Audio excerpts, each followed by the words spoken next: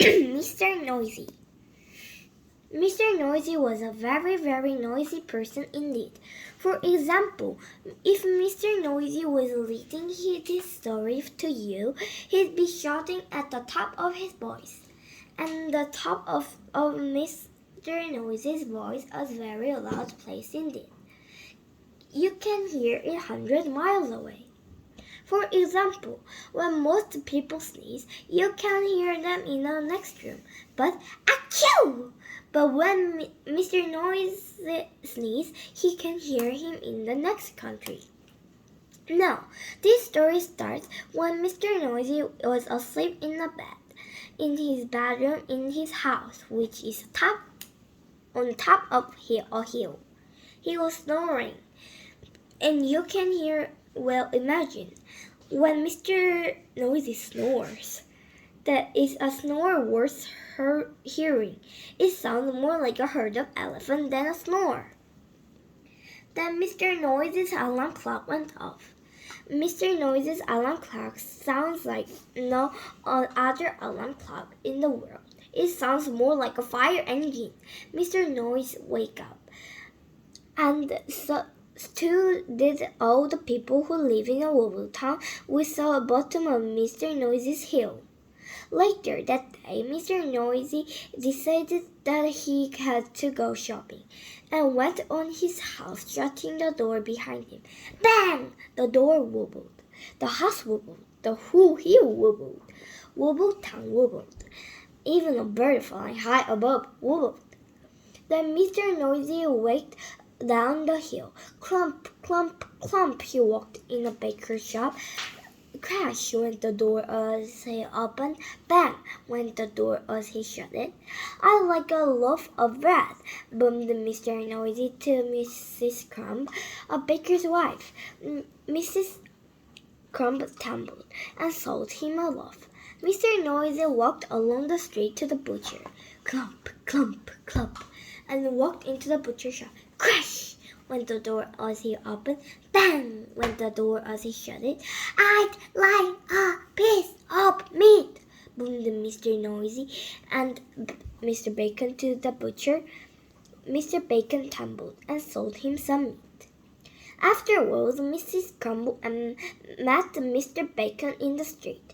Well, I really must do something about Mr. Noisy being so noisy, she said. Absolutely, replied Mr. Bacon. But what? I know, said Mrs. Crumb, and whispered into Mr. Bacon's ear.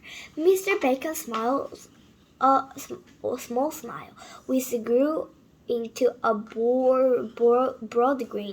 Mrs. Crumb, he said, I think you have the answer. The following day, Mr. Noisy went shopping again. Clump, clump, clump. He went into Mrs. Crumb's shop. I'd like a loaf of bread, he boomed. Sorry, what did you say? Asked Mrs. Crumb, pretending not to hear.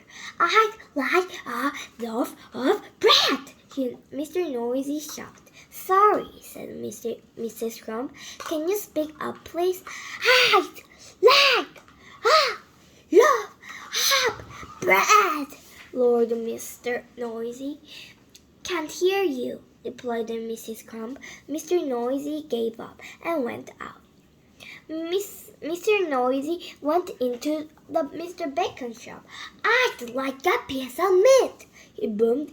Mr. Bacon pretended not to notice. I'd like a piece of meat, Mr. Noisy shouted. Did you say something? asked Mr. Bacon. I said I'd like a piece of meat, roared Mr. Noisy. Pardon, said Mr. Bacon.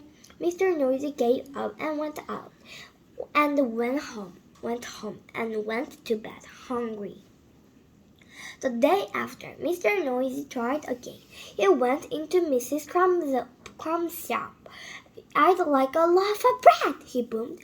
A what? asked Mrs. Crumb. Mr. Noisy started shouting at the very top of his voice. Loaf! And then he stopped. and then he thought, and then he said quietly, "I'd like a loaf of bread, please, Mrs. Crumb." Mrs. Crumb smiled. "Certainly," he said. Then Mr. Noisy went in a bacon shop.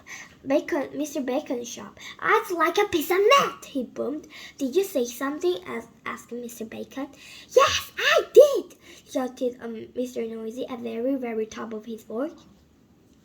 "I said, I like, ah!" And then he stopped, and then he saw. And then he said quietly, "I'd like a piece of meat, please, Mr. Bacon." Mr. Bacon smiled. "My pleasure," he said.